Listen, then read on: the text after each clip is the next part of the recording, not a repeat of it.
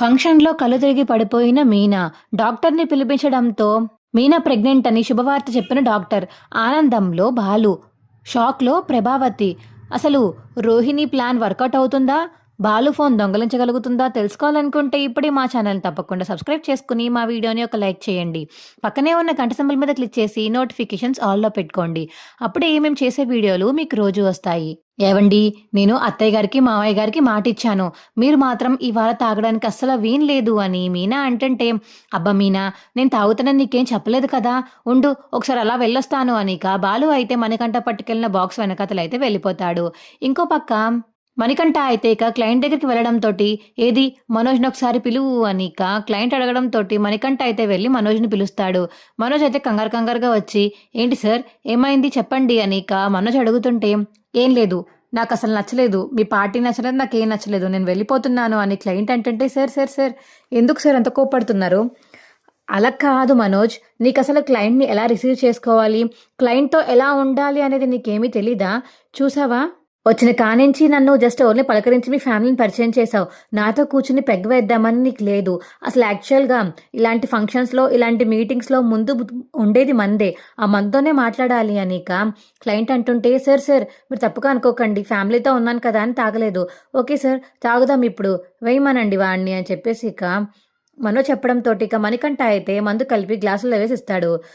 మనోజ్కేమో అలవాటు లేక తాగబుద్ధి కాక అలా చూస్తూ ఉండిపోతాడు. మనోజ్ అయితే, ఏంటి మిస్టర్ మనోజ్, తాగకపోతే ఎలాగా, నువ్వు నాకు కంపెనీ ఉండాలి కదా, మందు తాగితే నిజాలు బయటకు వస్తాయి, అప్పుడు హ్యాపీగా మనం మాట్లాడుకోవచ్చు అని క్లయింట్ అంటుంటే, సరే సార్ అని మనోజ్ అయితే మందు తాగుతూ ఉంటాడు. అప్పుడే ఇక అక్కడికి రవి వస్తాడు. ఏంటి ఇద్దరు మందు తాగుతున్నారా, సరే తాగండి, నేను శృతి వాళ్ళ దగ్గరికి వెళ్తాను అని రవి వెళ్ళిపోతుంటే, హే బిజినెస్ మ్యాన్, అంత పెద్ద హోటల్కి రెస్టారెంట్కి నువ్వు ఓనర్ అయ్యుండి మాతో కూర్చుని మందు తాగకుండా మీ భార్య దగ్గరికి వెళ్తావా? అసలు నో ఛాన్స్, మీరు కానీ నాతో లేకపోతే మీ అన్నయ్యకి అసలు నేను ఈ కాంట్రాక్టే ఇవ్వను అని ఇక క్లయింట్ అంటుంటే, సరే కూర్చుంటాను అని చెప్పేసి ఇక రవి కూడా అయితే మందు తాగుతూ ఉంటాడు. వీళ్ళిద్దరూ తాగడం చూసిన బాలు అయితే, అమ్మో ఇద్దరు తాగుతున్నారు, నన్ను కూడా రమ్మని పిలుస్తారు, నాన్నకిచ్చిన మాట మట్టిలో కలిసిపోయినట్టు అయిపోతుంది, మీనా మళ్ళీ నా మీద కోప్పడుతుంది, వీళ్ళ దగ్గరికి వెళ్ళకూడదు అని బాలు అయితే దూరంగా ఉండి అలా కూర్చుని వాళ్ళందరినీ చూస్తూ ఉంటాడు. అది చూసిన రోహిణి అయితే గమనించి, బాలు తాగట్లేదు, ఏం చేయాలి, ఏదో ఒకటి చేసి బాలుని తాగించేలా చేయాలి అని ఇక బయటకైతే వచ్చేస్తుంది. మీనా అయితే ఇక బాలు ఏడి అని చెప్పేసి వెళ్ళబోతుంటే, అబ్బా మీనా, ఎందుకని అస్తమానం వాళ్ళ మధ్యలో ఉంటావు, వాళ్ళ అన్నదమ్ములు ముగ్గురు హ్యాపీగా మాట్లాడుకుంటూ జోక్స్ వేసుకుంటున్నారు, నువ్వు కానీ మధ్యలోకి వెళ్ళావంటే మళ్ళీ వాళ్ళ ఆటపాటలన్నీ చెడిపోతాయి కదా, వాళ్ళని హ్యాపీగా ఉండనివ్వు, ఎందుకు ఇప్పుడు కంగారు, బాలు నీకెందుకు కంగారు పడుతున్నావు అనిక రోహిణి అంటుంది. అది కాదు రోహిణి, ఆయన ఎక్కడ తాగేస్తారా అని నా భయం, మావయ్య గారు మాట తీసుకుని మరీ వెళ్ళారు, అత్తయ్య మళ్ళీ నా మీద కోప్పడతారు అని మీనా అంటుంటే, అబ్బా ఏం కోప్పడర్లే మీనా, బాలు నీకు మాట ఇచ్చాడు కాబట్టి తాగలే, నువ్వు తిను అని చెప్పేసి ఇక శృతికి మరియు మీనాకి అయితే డిన్నర్ పెడుతుంది ఇక రోహిణి. ఇక విద్యాని వాళ్ళిద్దరిని చూసుకోమని రోహిణి అయితే ఫోన్ దొంగతనం చేయడానికి వెళ్తుంది. ఇక ఎలా చెయ్యాలి అని చెప్పేసి ఆలోచిస్తూ ఉంటే అప్పుడు ఒక మనిషి కనిపిస్తాడు ఇక రోహిణికి. ఆ మనిషిని పురమాయించి ఇక బాలుని అయితే తాగించేలా చేస్తుంది రోహిణి. ఇక బాలు తాగడంతో ఇక డాన్సులు వేస్తూ ఉంటారు. సార్ మీకు ఒక నిజం చెప్పాలి సార్. ఏంటి బాలు, చెప్పు బాలు అని చెప్పేసి ఇక క్లయింట్ అంటుంటే, అది కాదు సార్, మీరు మమ్మల్ని నమ్మి ఇంత దూరం వచ్చారు, కానీ మీ దగ్గర నేను అబద్ధాలు ఆడుతున్నాను సార్. ఏంటి, ఏం అబద్ధాలు ఆడావు? నేను కార్లో కంపెనీకి ఓనర్ని కాదు సార్, నా దగ్గర 2 కార్లు మాత్రమే ఉన్నాయి, నా భార్య పెద్ద బోకే షాప్ లేదు సార్, పూలు మాలలు కట్టి డోర్ డెలివరీ చేస్తూ ఉంటుంది, వీడు ఒక హోటల్లో షెఫ్ సార్, వీడికి అంత పెద్ద హోటల్ లేదు, వీడు అబద్ధాలు చెప్పాడు, కానీ వీడికి మాత్రం ఒక షోరూమ్ ఉంది, అంతే సార్, ఇదే మాది మిడిల్ క్లాస్ ఫ్యామిలీ, మేము మీ దగ్గర మెప్పు పొందాలని చెప్పేసి ఇలా చేశాము, అంతే సార్ అని చెప్పేసి ఇక బాలు అంటుంటే ఆ క్లయింట్ అయితే ఇక అలా చూస్తూ ఉండిపోతాడు. ఏంటమ్మా, ఏంటి నువ్వు మాట్లాడేది? అవును సార్, నాకు నిజాలు కడుపులో ఆగవు, బయట పెట్టేస్తూ ఉంటాను, అందుకని ఈ నిజాన్ని దాచుకోలేకపోయాను, మీ ముందు బయట పెట్టేశాను అని బాలు అంటుంటే మనోజ్ అయితే ఒకసారిగా షాక్ అయిపోయేలా చూస్తూ ఉండిపోతాడు. ఏంటి మనోజ్, ఇంత అబద్ధాలు ఆడతావా? అసలు ఇన్ని అబద్ధాలు ఆడి ఈ ఎలా ఇస్తాననుకున్నావు అసలు ఈ ఆఫర్ అని చెప్పేసి క్లయింట్ అంటుంటే, సార్ వాడిని ఏమనకండి సార్, వాడికి ఎదగాలనే పట్టుదల చాలా ఉంది, కానీ ఎవరు ఆఫర్స్ ఇవ్వకపోవడం వల్ల వాడు ఇలా ఉండిపోయాడు. మీరు ఆయన ఆఫర్స్ ఇస్తారేమో అని ఇప్పటిదాకా మేము మిడిల్ క్లాస్ ఫ్యామిలీ లాగే అందరికీ తెలుసు, అందుకే వాళ్ళు ఇవ్వలేదేమో. ఒకవేళ మేము హై క్లాస్ అని చెప్తే మాకు కానీ ఒక ఆఫర్ అన్నా వస్తుందని చెప్పేసి ఆశతోటి వాడు ఇలా అబద్ధాలు ఆడాడు సార్, వాడిని తప్పుగా అనుకోకండి అని బాలు అంటుంటే, సరే నీ మాటకి గౌరవించి నేను ఈ కాంట్రాక్ట్ని ఒప్పుకుంటున్నాను బాలు. కేవలం నువ్వు నిజం చెప్పడం వల్లే నేను ఈ కాంట్రాక్ట్ని ఒప్పుకుంటున్నాను. నువ్వు చాలా మంచోడు అని నాకు బాగా అర్థమైంది. నేను నిన్ను నమ్మి మీ అన్నయ్యకి కాంట్రాక్ట్ ఇప్పిస్తాను అని చెప్పేసి క్లయింట్ చెప్పడంతో చాలా థ్యాంక్స్ సార్ అని అందరూ డాన్సులు వేస్తూ ఉంటారు మందు తాగేసి.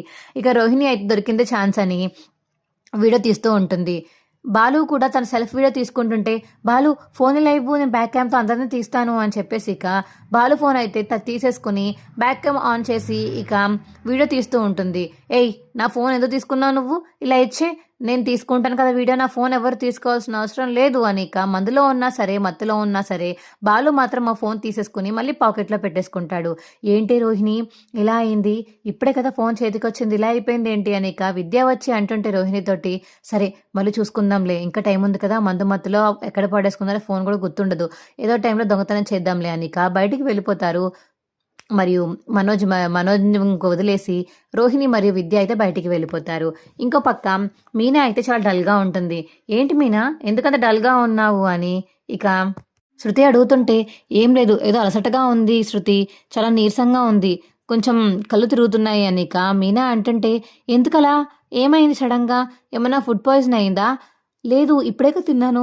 అవును మధ్యాహ్నం కూడా నువ్వు వండితే తిన్నావు, నువ్వు వండితే ఫుడ్ పాయిజన్ అవ్వదే, బయట ఏం తినలేదు, మరి ఏమైందంటావు అని చెప్పేసి శృతి మీనా మాట్లాడుకుంటూ ఉంటారు. అప్పుడే మీనా అయితే కళ్ళు తిరిగి పడిపోవడంతో, మీనా కళ్ళు తిరిగి పడిపోయింది, వెళ్ళి బాలుని పిలువు అని చెప్పేసి శృతి చెప్పడంతో రోహిణి అయితే వెళ్ళి బాలుని పిలుచుకుని వస్తుంది. బాలు మీనా కళ్ళు తిరిగి పడిపోయింది అని రోహిణి చెప్పడంతో, అవునా ఏది నా భార్య అని కంగారుగా అయితే తాలుతూ వస్తూ ఉంటాడు మీనా దగ్గరికి. డాక్టర్కి ఫోన్ చేయండి, ఏమైందో ఏంటో అని బాలు కంగారు పడుతుంటే అప్పుడే డాక్టర్ అయితే వస్తుంది. డాక్టర్ వచ్చి మీనా పల్స్ చూసి నవ్వుతుంది. ఏంటి డాక్టర్ కళ్ళు తిరిగి పడిపోయిందని మీ కంగారులో ఉంటే మీరు నవ్వుతున్నారేంటి అని బాలు అడుగుతుంటే, అయ్యో నవ్వకపోతే ఏం చేయమంటారు, తను ప్రెగ్నెంట్ అని చెప్పేసి డాక్టర్ చెప్పడంతో, ఏంటి ప్రెగ్నెంటా, ఏంటి నిజం చెప్తున్నారా మీరు అని చాలా ఆనందపడుతూ ఉంటాడు బాలు అయితే. తాగిన వాడిని తాగినట్టు ఉంచక ఇది కళ్ళు తిరిగి పడిపోవడం వల్ల ఇప్పుడు ప్రెగ్నెంట్ అని తెలిసింది, ఇప్పుడు ఆ ఫోన్ ఇంక మొత్తానికి తీసుకోలేను, ఇప్పుడు ఏంటి దేవుడా ఈ ఫంక్షన్ అయ్యే లోపల ఏదేమన్నా అవుతే బాగుండు వచ్చే అని చెప్పేసి రోహిణి అయితే కంగారు పడుతూ ఉంటుంది. అయిపోయింది నీ ప్లాన్ మొత్తం అటర్ ఫ్లాప్ అయిపోయింది, నీకు ఆ ఫోన్ దొరికినట్టే అయిపోయింది పో అని చెప్పి విద్య అంటుంటే, ఇంకా ఏముందే వెళ్తారు కదా ఇంటికి వెళ్ళే దారిలో మళ్ళీ తూలుతూ ఉంటాడు కదా అప్పుడు తీసుకుంటానులే ఫోను అని రోహిణి విద్య మాట్లాడుకుంటారు. మీనాకు అప్పుడే స్పృహలోకి వస్తుంది. ఏంటండి ఏమైంది, ఎందుకు కళ్ళు తిరిగి పడిపోయాను మీనా అని చెప్పేసి మీనానైతే హక్ చేసుకుంటాడు బాలు. ఏంటండి ఏమైంది, నువ్వు ప్రెగ్నెంట్, నువ్వు కడుపుతో ఉన్నావు మీనా అని చెప్పేసి బాలు అంటుంటే, ఏంటండి మీరేం మాట్లాడుతున్నారు, మీరు చెప్పేది నిజమేనా?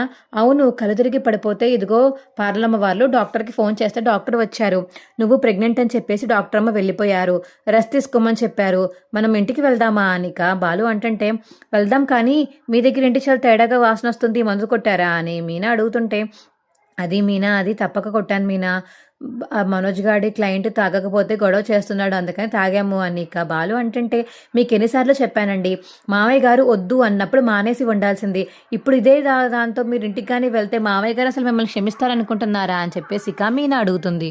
సారీ మీనా తప్పైపోయింది, నాన్నకి ఏదో ఒకటి సర్ది చెప్పుకుందాంలే, నువ్వు ప్రెగ్నెంట్ అని నాన్నకి తెలిస్తే నాన్న ఈ విషయం గురించి వదిలేస్తారు, పద వెళ్దాము అని బాలు అంటుంటే, ఉండండి అందరం కలిసే వెళ్దాము, అందరం కలిసే వచ్చాం కదా అని రోహిణి అంటుంది. సరే మీరు మాత్రం ఇంకా తాగకండి, చాలా ఎక్కువ తాగేశారు అని మీనా అనడంతో, సరే ఇంకా తాగను మీనా అని మనోజ్ వాళ్ళ దగ్గరికి అయితే వెళ్తాడు బాలు. ఇంకా క్లయింట్ అయితే ఆఫర్ ఇవ్వడంతో మనోజ్ మరియు రవి వీళ్ళు ముగ్గురు బయటికి వచ్చేస్తారు. మీనా శృతి రోహిణి ముగ్గురు డ్రెస్ చేంజ్ చేసుకుని లిఫ్ట్లో అయితే కిందకి వెళ్తూ ఉంటారు. పక్కనే బాలు అయితే తూలుతూ మీనా మీద ఉండడంతో దొరికింది ఛాన్స్ అని బాలు సూట్లో ఉన్న ఫోన్ తీసుకుని మనోజ్ సూట్లో అయితే పెట్టేస్తుంది రోహిణి. అమ్మయ్య ఫోన్ ఎలాగైతే కొట్టేశాను, ఆ వీడియో కూడా నా ఫోన్కి పంపించేసుకుంటే అప్పుడు గుణాగాడి దగ్గరికి వెళ్తే ఒక పని అయిపోతుంది, ఆ దినేష్ గారి సంగతి వాడే చూసుకుంటాడు అని మనసులో అయితే అనుకుంటుంది రోహిణి. ఇంకా ఇంటికి వచ్చేస్తారు. సత్యం తలుపు తీయగానే ఇంకా ముగ్గురు తాగుండడం చూసి కోపంగా చూసి ఇక ముగ్గురిని లోపలికి రావద్దని చెప్తాడు. మావయ్య ప్లీజ్ మావయ్య నేను ప్రెగ్నెంట్ అయ్యాను అందుకని ఆయన అంతలా తాగారు అని ఇక మీనా చెప్పడంతో ఏంటమ్మా నువ్వు కడుపుతో ఉన్నావా? అవును మావయ్య అక్కడ ఈవెంట్లో కళ్ళు తిరిగి పడిపోయాను నేను నిజంగానే కడుపుతో ఉన్నాను అని చెప్పేసి మీనా అంటుంది. చాలా మంచి శుభవార్త చెప్పావమ్మా ఈ శుభవార్త కోసమైనా వీళ్ళని వదిలేస్తున్నాను పోన్లే అని చెప్పేసి ఇక సత్యం చెప్తాడు. ఏంటి నువ్వు ప్రెగ్నెంటా? నువ్వెలా అయ్యావు ఫస్ట్ ప్రెగ్నెంట్? రోహిణి కదా అవ్వాలి అని చెప్పేసి ఇక ప్రభావతి అంటుంటే ప్రభా డోర్ మూస్తావా? ప్రెగ్నెంట్ అయ్యిందంటే ఆనందపడ్డం మానేసి నువ్వెందుకు అయ్యావు అని అడుగుతావేంటి? నీకు మాట్లాడడం రాకపోతే నోరు మూసుకుని కూర్చో. నీకు నిన్నే చెప్పాను కదా ఆ 3 బొమ్మల్ని చూడమని. చెడు మాట్లాడకూడదు, చెడు వినకూడదు, చెడు చూడకూడదు, ఆ బొమ్మలు చూస్తూ కూర్చోమని చెప్పాను కదా మాట్లాడడం రాకపోతే. ఈ విషయంలో కానీ మీనని తక్కువ చేసి మాట్లాడమంటే నీకు మర్యాదగా ఉండదు. మా అమ్మని పిలుస్తాను చూసుకో మరి అని ఇక సత్యం చెప్పడంతో ప్రభావతి అయితే ఇక సైలెంట్ అయిపోతుంది.